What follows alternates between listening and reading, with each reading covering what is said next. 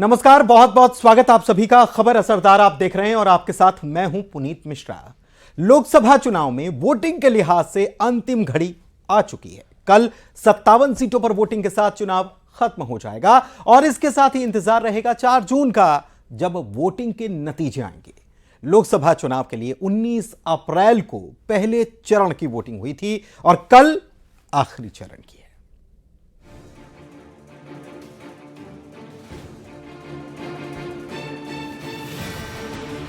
लोकसभा चुनाव में अंतिम चरण के वोटिंग की उल्टी गिनती शुरू हो चुकी है।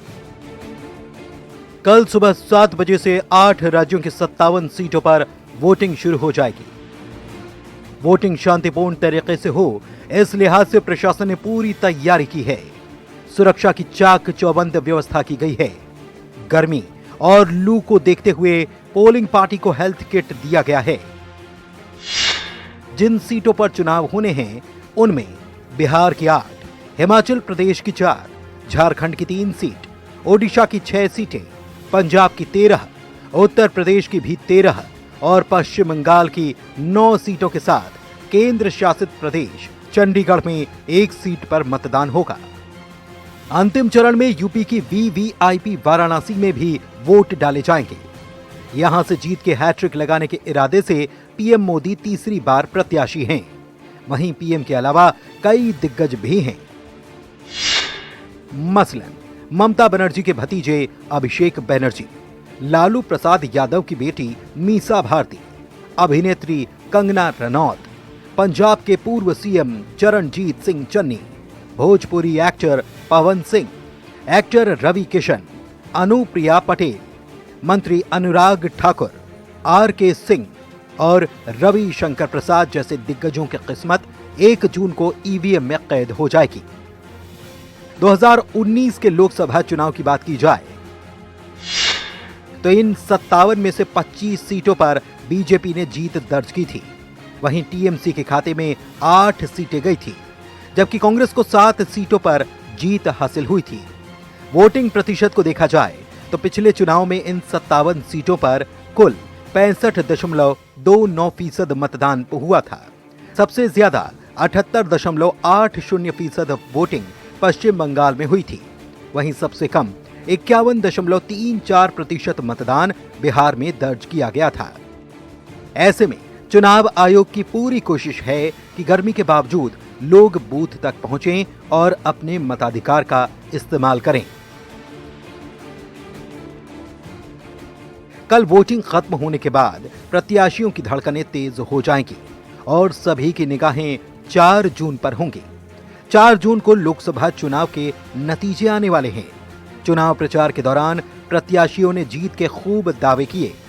ऐसे में किसके दावों में कितना दम है, ये भी उस दिन साफ हो जाएगा।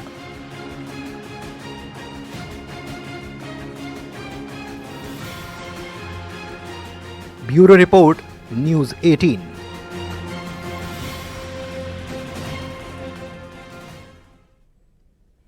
कन्याकुमारी में समुद्र के बीचों बीच विवेकानंद रॉक मेमोरियल में पीएम मोदी की ध्यान मुद्रा में बैठी हुई तस्वीरें सामने आ चुकी हैं। पीएम मोदी यहां पर ध्यान मुद्रा में बैठे हैं। प्रधानमंत्री 45 घंटे तक यहां पर तप, ध्यान और पूजन कर रहे हैं। आज कन्याकुमारी से पीएम के मेडिटेशन और पूजा करने की तस्वीर आई। पीएम कल शाम 6 बजे से विवेकानंद रॉक मेमोरियल पर ध्यान कर रहे हैं, जो कल दोपहर 3 बजे तक जारी रहेगा। आज सुबह प्रधानमंत्री ने उगते हुए सूर्य को नमन किया और पूजा भी की।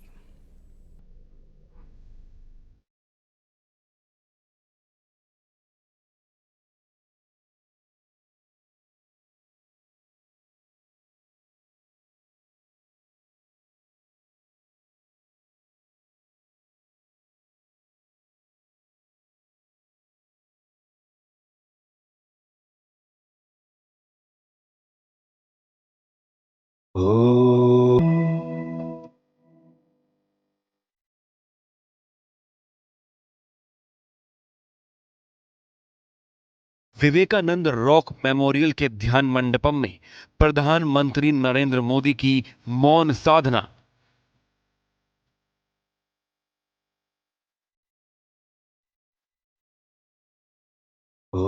ध्यान मंडपम में जाने से पहले स्वामी विवेकानंद को प्रणाम करते PM Modi.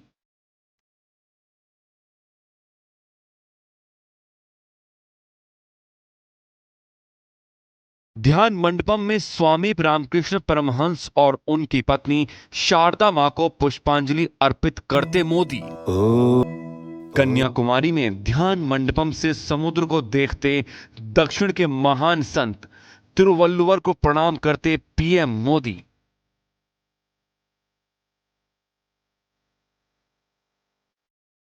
Vivekananda rock memorial के ध्यान मंडपम में प्रधानमंत्री नरेंद्र मोदी 45 घंटे की ध्यान साधना शुरू कर चुके हैं। 1 जून तक प्रधानमंत्री ध्यान मग्न रहने वाले हैं।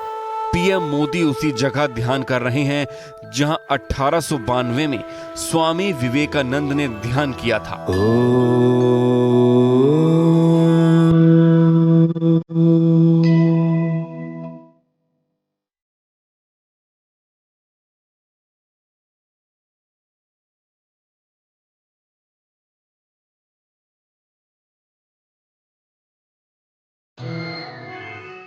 लोकसभा चुनाव प्रचार का शोर थमते ही पीएम मोदी कल शाम कन्याकुमारी पहुंचे थे। यहां उन्होंने सबसे पहले भगवती देवी अम्मन मंदिर में दर्शन पूजन किया। पूजा के दौरान पीएम मोदी पारंपरिक वेशभूषा में नजर आए। भगवती देवी अम्मन मंदिर में पीएम मोदी ने विशेष आरती की, जिसके बाद विवेकानंद रॉक मेमोरियल पहुंचकर प्रधानमंत्री नरेंद्र मोदी ने 45 घंटे की ध्यान साधना शुरू की, जो 1 जून को पूरी होगी।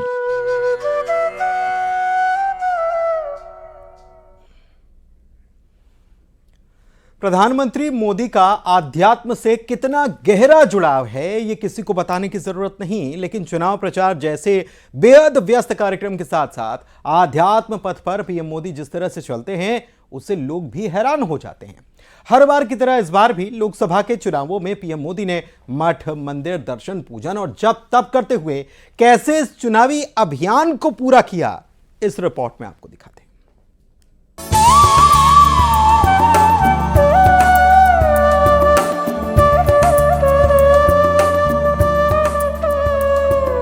चुनाव पथ के बाद पीएम मोदी का आध्यात्म पथ।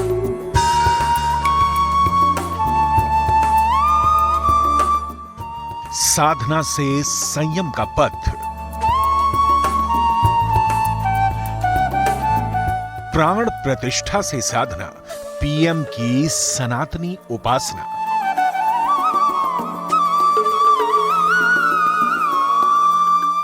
जप से जग कल्याण, तप से तपस्वी, ध्यान से धर्मवीर, साधना से सन्यासी और उपवास से उपकारी।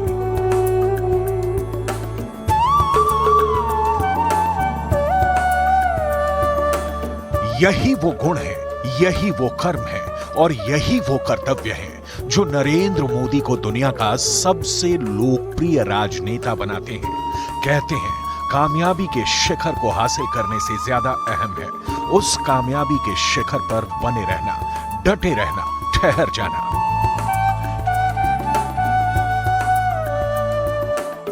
पिछले 25 बरस से पीएम मोदी भी कामयाबी के सर्वोच्च शिखर पर न सिर्फ आसीन हैं, बल्कि इस कदर ठहर चुके हैं कि उन्हें वहां से डिगा पाना किसी के बस की बात नहीं है। पिछले 10 सालों में पीएम मोदी जहां भी गए वहां की सनातनी विरासत के दर्शन जरूर किए। मठ हो, मंदिर हो, गुरुद्वारा हो या फिर आध्यात्मिक केंद्र हो, पीएम मोदी ने अपने हर दौरे पर पहले उन पवित्र स्थानों पर मत्था टेका, फिर दूसरा काम किया। इस वक्त पीएम मोदी तमिलनाडु के कन्याकुमारी में गहन साधना में लीन है।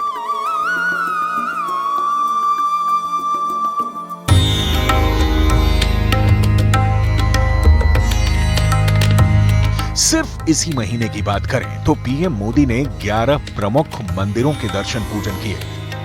4 मई को प्रधानमंत्री मोदी ने यूपी के कानपुर में गुरुद्वारे में जाकर अरदास की। इसके अगले ही दिन 5 मई को प्रधानमंत्री मोदी ने अयोध्या के श्री राम जन्मभूमि तीर्थ क्षेत्र में पूजन दर्शन किए। 8 मई को पीएम ने तेलंगाना के करीमनगर में श्री राजा राजेश्वर स्वामी मंदिर में दर्शन पूजन किए। वहीं 13 मई को प्रधानमंत्री मोदी अपने संसदीय क्षेत्र वाराणसी में थे, जहां उन्होंने काशी विश्वनाथ मंदिर और काल भैरव मंदिर में पूजा की।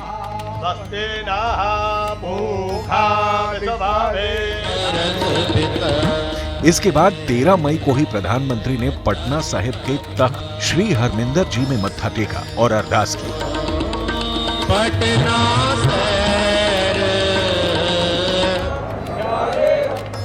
वहीं 14 मई को पीएम फिर से वाराणसी पहुंचे और दशाश्वमेध घाट पर गंगा पूजन किया। 20 मई को प्रधानमंत्री ने ओडिशा के श्री जगन्नाथ मंदिर में जाकर पूजा की।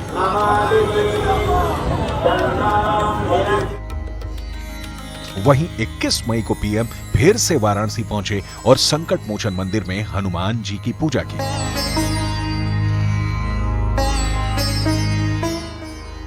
28 मई को प्रधानमंत्री ने कोलकाता में स्वामी विवेकानंद की प्रतिमा पर श्रद्धांजलि अर्पित की और विवेकानंद के घर के अंदर शिव मंदिर में पूजा की। 30 मई की शाम को प्रधानमंत्री नरेंद्र मोदी तमिलनाडु के कन्याकुमारी पहुंचे और भगवती अम्मन मंदिर में शीश नवाया।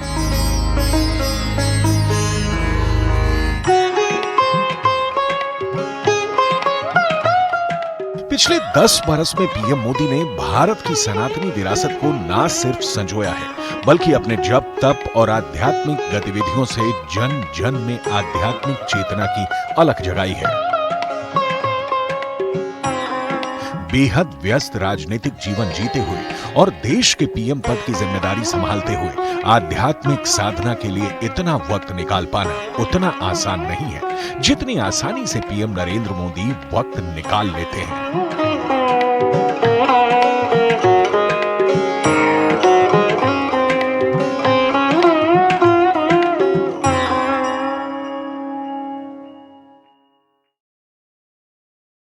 होने के साथ ही विपक्ष के हमले भी तेज हो चुके हैं।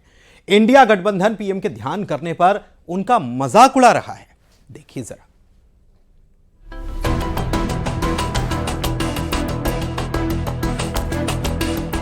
प्रधानमंत्री कन्याकुमारी में एकांत में जाकर ध्यान में लीन हो गए और इधर विपक्ष के आरोपों का शोर बढ़ गया। कांग्रेस से लेकर टीएमसी, आरजेडी और समाजवादी पार्टी आरोप लगा रही है कि चुनाव प्रचार थमने के बाद पीएम के ध्यान कार्यक्रम से उनका प्रचार ही हो रहा है। इसीलिए कांग्रेस चुनाव आयोग से शिकायत भी कर चुकी है।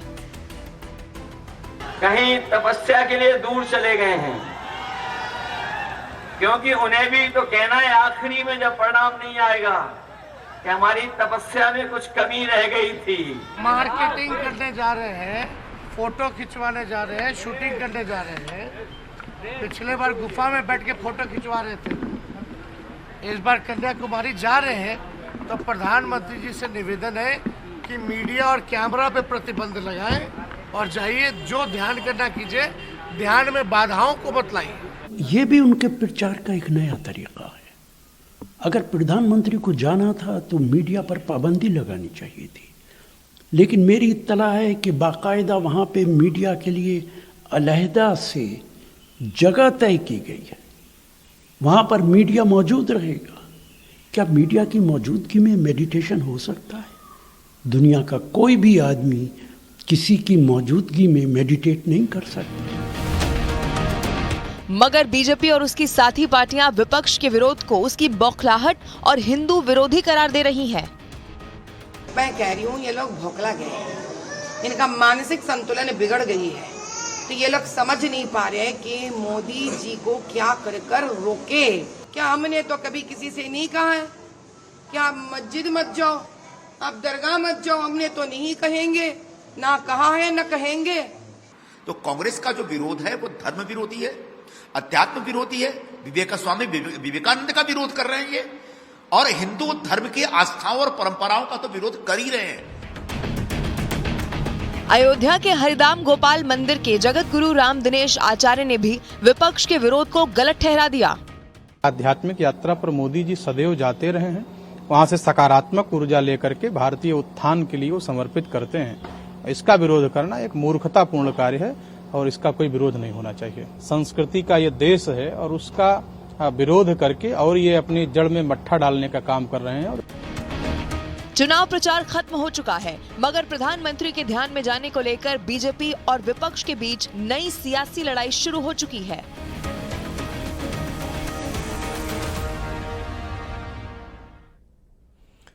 और अभी तो चुनाव परिणाम आने बाकी हैं, लेकिन ईवीएम पर दिग्विजय सिंह का एक बड़ा बयान उसके पहले आ गया है। ईवीएम तो एक मशीन है, दिग्विजय सिंह कह रहे हैं ईवीएम सेट हो जाएगी तो जनता का वोट नहीं पड़ेगा, ईवीएम सेट हो जाएगी तो ईवीएम का वोट पड़ेगा। यह दिग्विजय सिंह कहते हुए नजर आ रहे हैं। बहुत बड़ी खबर इस वक्त आपको बता रहे हैं, हालांकि नया नहीं, हमेशा ऐसा हम देखते आए हैं कि नतीजों के पहले या नतीजों के बाद ईवीएम पर फिर से चर्चा हो जाती है और दिग्विजय सिंह ने बड़ा बयान दिया। एक मशीन ईवीएम है और ईवीएम सेट हो जाएगी तो जनता का वोट नहीं पड़ेगा, ईवीएम सेट हो जाएगी तो ईवीएम का वोट पड़ेगा, ये कह रहे हैं। ईवीएम तो देखिए, मैं तो सन 2003 से इस पर सवाल उठा रहा हूँ, कोई नई बात नहीं है।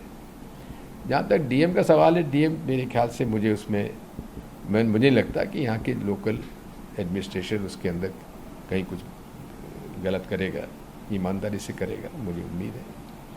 लेकिन हाँ, अगर ईवीएम तो मशीन है, मशीन जब सेट हो जाएगी तो फिर वोट जनता का नहीं पड़ेगा, ईवीएम का पड़ेगा। राजगढ़ से चुनाव लड़ रहे हैं दिग्विजय सिंह। एग्जिट पोल पर चर्चा पर कांग्रेस ने एक बड़ा फैसला ले लिया है। कल एग्जिट पोल आने वाले हैं, लेकिन उसके पहले कांग्रेस ने एक बड़ा फैसला लिया है और कांग्रेस एग्जिट पोल पर जो चर्चा होगी इसमें शामिल नहीं होने वाली। कांग्रेस की तरफ से यह फैसला लिया गया, किसी भी टीवी डिबेट में कांग्रेस हिस्सा नहीं लेगी। एग्जिट पोल को लेकर यह बड़ा फैसला, कल आखिरी दौर के मतदान के बाद एग्जिट पोल आएगा और उसके पहले कांग्रेस की तरफ से यह बड़ा फैसला ले लिया गया कि एग्जिट पोल पर जो चर्चा टीवी पर डिबेट होती है, टीवी पर चर्चा होती है, इस पर कांग्रेस हिस्सा नहीं लेने वाली। कांग्रेस का कोई भी व्यक्ति हिस्सा नहीं लेगा। कल आखिरी दौर का मतदान है, सुबह से मतदान जो शुरू होगा शाम 6 बजे तक चलेगा और उसके बाद एग्जिट पोल आने शुरू हो जाएंगे। लेकिन कांग्रेस इससे दूरी अभी से बना चुकी है।